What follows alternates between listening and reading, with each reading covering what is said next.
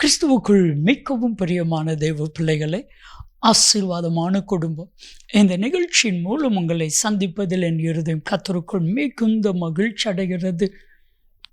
அன்பு தேவ பிள்ளைகளே, இன்றைக்கும் சென்னையை சார்ந்த ஞானவேல் என்கிற அன்பு சகோதரருக்காக, அவங்களுடைய குடும்பத்திற்காக ஜெபிக்க போகிறோம். அவங்க ஜெபிக்கும்படி கேட்டுக்கொண்ட காரியம், மகளுக்கு 28 வயதாகிறது, திருமணம் தடைபட்டு வருகிறது. திருமணம் நல்லபடியாய் நடக்கணும், அதற்காக ஜெபிக்க வேண்டும். எங்களுடைய குடும்பத்தினுடைய சமாதானத்திற்காக ஜெபிக்க வேண்டும் என்று கேட்டிருக்கிறாங்க. அவங்களுக்காக நம்ம ஜெபிக்கலாமா? அன்பின் பரலோக பிதாவே, உம்மை துதிக்கிறோம், ஸ்தோத்திரிக்கிறோம் அப்பா. ஞானவேல் என்கிற அன்பு சகோதரருக்காக, அவருடைய குடும்பத்திற்காக மிகுந்த கருஷனையோடு கூட நானும் கிராஸ் டிவி ஜெப பங்காளர்களும் இணைந்து ஜெபிக்கிறோம். 28 வயது ஆகியும் திருமணம் ஆகாதபடி தடையாக இருக்கிற அம்பா மகளுடைய திருமண காரியங்கள் நடக்கும்படியாய் தடைகள் உடைக்கப்படும்படியாய் அற்புதம் உண்டாகும்படியா நாங்கள் ஜெபிக்கிறோம் ஆண்டவரே. மாத்திரம் அல்ல, சமாதானத்தை கெடுக்கிற எல்லா சத்துருவின் கிரியைகளை இயேசுவின் நாமத்தில் அதுவும் பண்ணி நாங்கள் ஜெபிக்கிறோம். தெய்வீக சமாதானத்தை கர்த்தர் குடும்பத்தில் கட்டளையிடுவீராக. அப்படி செய்கிறதற்காக உமக்கு நன்றி. என்னை மறைத்து நீங்க வெளிப்படுங்க, நீங்க பேசுங்க, நாங்க கேட்கிறோம். இயேசு கிறிஸ்துவின் நாமத்தில் ஜெபிக்கிறோம் ஜீவனுள்ள பிதாவே, ஆமென், ஆமென். என் அன்பு தெய்வ பிள்ளைகளே, ஆசீர்வாதமான குடும்பம், இந்த நிகழ்ச்சிக்காக ஆண்டவருடைய பாதத்தில் காத்திருந்த பொழுது தேவனாகிய கர்த்தர் சொன்ன கர்த்தருடைய வார்த்தை, சத்துருவை உன்னிடம் ஒப்பு கொடுப்பேன். எவ்வளவு பெரிய வாக்கு தத்துவத்தை பாருங்களேன். உங்கள் கையில் உங்கள் எதிரிய ஆண்டவர் உங்கள் கையில் ஒப்பு கொடுப்பேன்னு சொல்கிறாரு. உங்களுக்கு விரோதமாக யாரெல்லாம் எழும்பி இருக்கிறாங்களோ அத்தனை பேரையும் உங்கள் கையில் ஒப்பு கொடுக்க போகிறார். ஏன் தெரியுமா? நீங்கள் என்ன செய்யினாலும் அவங்களுக்கு செய்யலாம். உங்கள் கையில் எதிரியை கர்த்தர் ஒப்பு கொடுப்பா. நமக்கு விரோதமாக யார் எழும்புகிறாங்க? மனிதர்கள் ஒரு பக்கம், பிசாசு மறுபக்கம், சூழ்நிலைகள் இன்னொரு பக்கம், சொந்தம் பந்தம் அந்த பக்கம், நம்மளை சுற்றிலும் எதிரிகள். ஆகையால் தான் உபாகமம் 28வது அதிகாரம் 7ஆம் வசனத்தில் ஆண்டவர் மோசே மூலமாக இஸ்ரவேல் ஜனங்களுக்கு கொடுக்கிற ஒரு உன்னதமான மாபெரும் வாக்குத்தத்தம். தேவனாகிய கர்த்தர் இஸ்ரவேல் ஜனங்களை பார்த்து ஒரு பெரிய வாக்குத்தத்தத்தை கொடுக்கிறார். உபாகமம் 28:7, உனக்கு விரோதமாய் ஒரு வழியாய் புறப்பட்டு வருவார்கள், ஆனால் 7 வழியாய் அவர்கள் ஓடி போகும்படிக்கு அவர்களை உன்னுடைய கரத்தில் ஒப்பு கொடுப்பேன். யோசித்து பாருங்க, இஸ்ரவேல் தேசம், இந்த தேசத்துக்கு விரோதமாய் எத்தனை நாடுகள் எத்தனை முறை எதிராய் யுத்தம் பண்ண வந்தாங்க. ஆனால் இஸ்ரவேல் தேசத்தை அந்நியர்களுடைய கையில் கர்த்தர் ஒரு நாள் ஒப்பு கொடுக்கலையே. மற்ற தேசங்களை ஆண்டவர் இஸ்ரவேல் ஜனங்களுடைய கையில் ஒப்பு கொடுத்திருக்கிறார். காரணம் என்ன? உபாகமம் 28:7வது வாக்கியம். இன்னைக்கும் உங்களை பார்த்து கர்த்தர் இதே வாக்குத்தத்தத்தை சொல்லுகிறார்.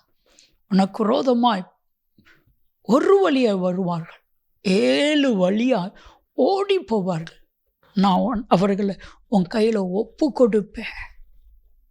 அன்பான தெய்வ பிள்ளைகளே, உங்களுக்கு விரோதமாக யாரெல்லாம் எழும்புகிறாங்களோ அத்தனை பேர் உங்கள் கையில் கர்த்தர் ஒப்பு கொடுத்துட்டார். பாருங்க, மொர்தெகாய்ங்கிற தெய்வ மனுஷனுக்கு விரோதமாய் ஆமான் என்கிற ஒரு துஷ்ட மனிதன் எழும்பினான். ஆனால் மொர்தெகாயுடைய கையில் கர்த்தர் ஒப்பு கொடுத்துட்டார். எஸ்தருடைய கையில் ஒப்பு கொடுத்துட்டார். ஒரு வழியாய் வந்தான், ஆனால் 7 வழியாக ஓடுறான், ஓட முடியலை. உங்களுக்கு விரோதமாக யார் யாரெல்லாம் எழும்பி வராங்களோ அவங்கள எல்லாம் உங்கள் கையில் கர்த்தர் ஒப்பு கொடுப்பான். ஆண்டவரிடத்தில் சொல்லுங்கள், ஆண்டவரே நான் அவங்கள உங்கள் கையில் ஒப்பு கொடுக்குறப்பா, நீங்கள் பார்த்து கொள்ளுங்க. வேதம் சொல்லுகிறது, யாத்ராமத்தின் புத்தகம் 14வது அதிகாரம் 13ஆம் வசனத்தை நீங்கள் வாசித்து பாருங்க. இஸ்ரவேல் ஜனங்கள் தேவாதி தேவனை ஆராதிப்பதற்காக எகிப்தின் அடிமைத்தனத்திலிருந்து புறப்பட்டு போகிறார்கள். அந்த நிமிடத்துக்குள்ளே, அந்த நேரத்துக்குள்ளே பார்வோனுடைய சிந்தை மாறுகிறது, அவனுடைய இருதயம் மாறுகிறது. ஐயோ, நமக்கு அடிமையாக இருந்தவர்களை விட்டு விட்டோமே என்கிற வேதனை வருகிறது. மறுபடியும் பார்வோன் அவர்களை பின்தொடர்கிறான், அவர்களை அழிக்க வேண்டும் என்று தீர்மானிக்கிறான். யாத்ராகமம் 14வது அதிகாரம் 13ஆம் வசனத்தில் கர்த்தராகிய தேவன் மோசே மூலமாக இஸ்ரவேல் ஜனங்களை பார்த்து சொன்ன வார்த்தை, இன்னைக்கு கர்த்தர் உங்களை பார்த்து சொல்லுகிறார். உங்களுக்கு எதிராய் வருகிற அந்த ஏராளமான கூட்டத்தை கண்டு நீங்கள் பயப்பட வேண்டாம். உங்கள் கையில் ஒப்பு கொடுத்தேன். யுத்தம் உங்களுடையது அல்ல, யுத்தம் கர்த்தருடையது. இதுவரை கண்ட எகிப்தியனை இனி நீங்கள் காண்பதில்லை. கர்த்தர் இஸ்ரவேலுடைய கரத்தில் ஒப்பு கொடுத்தான். அவர்கள் அழிவதற்கு ஒப்பு கொடுத்தான். செங்கடலிலே மாண்டு போவதற்கு ஒப்பு கொடுத்தான். அன்புக்குரியவர்களை, உங்களுக்கு விரோதமாக யார் யாரெல்லாம் எழும்புகிறாங்க, புதுசாக எழும்புகிறாங்களோ கலங்காதீங்க. அவங்கள கர்த்தர் உங்கள் கையில் ஒப்பு கொடுப்பான். உங்கள் கையில் ஒப்பு கொடுப்பான். நீங்கள் சொல்லுங்கள், ஆண்டவரே என் கையில் ஒப்பு கொடுத்துருங்க ஆண்டவரே. ஒரு கம்பெனி, அதில் நல்ல ஒரு மேனேஜர், ரொம்ப கிளவரான, ரொம்ப ஞானமான மேனேஜர். எப்படின்னா, அந்த மேனேஜர் இல்லாமல் இந்த முதலாளி அங்கே இங்கே திரும்ப மாட்டார். யாராவது முதலாளிக்கு விரோதமாக பேசிட்டாங்கன்னா இவருக்கு கோபம் பயங்கரமாக வரும். எங்கள் முதலாளியை நீங்கள் எப்படி சொல்ல போச்சு, அவங்களுக்கு விரோதமாக சண்டை போடுவாள். அவருடைய அந்த முதலாளியுடைய மனைவி முதலாளியை பார்த்து ஏன் இப்படி இருக்கீங்கன்னு கேட்டால், இவர் சொல்கிறார், அக்கா அண்ணன் எவ்வளவு நெருக்கத்தில் இருக்காங்க தெரியுமா, அண்ணனுக்கு எவ்வளோ பிரச்சனை இருக்குது தெரியுமா, நீங்கள் இப்படி ஈஸியானன்னு சொல்கிறீங்க. அண்ணனுக்காக, அந்த முதலாளிக்காக இவர் பேசுவார். நாள் ஒன்று வந்தது, ஆண்டவர் அதே மேனேஜரை முதலாளி கையில் ஒப்பு கொடுத்தார். ஏனென்றால் பல லட்சம் மதிப்புள்ள பொருட்களை முதலாளிக்கு தெரியாமல் திருடிக்கொண்டே இருந்தான். இதை கண்டுபிடிச்ச முதலாளி அவன்கிட்ட ஃபஸ்ட்டு கோவப்படாமல் அவனுடைய சொத்துக்கள், அவன் எதெல்லாம் வாங்கினானோ அத்தனையும் முடக்கினார். அவன் மேலே ஒரு கேஸ் ஃபைல் பண்ணார். அவனுடைய சொத்துக்களை விற்க விடாமல் ஆக்குனார்.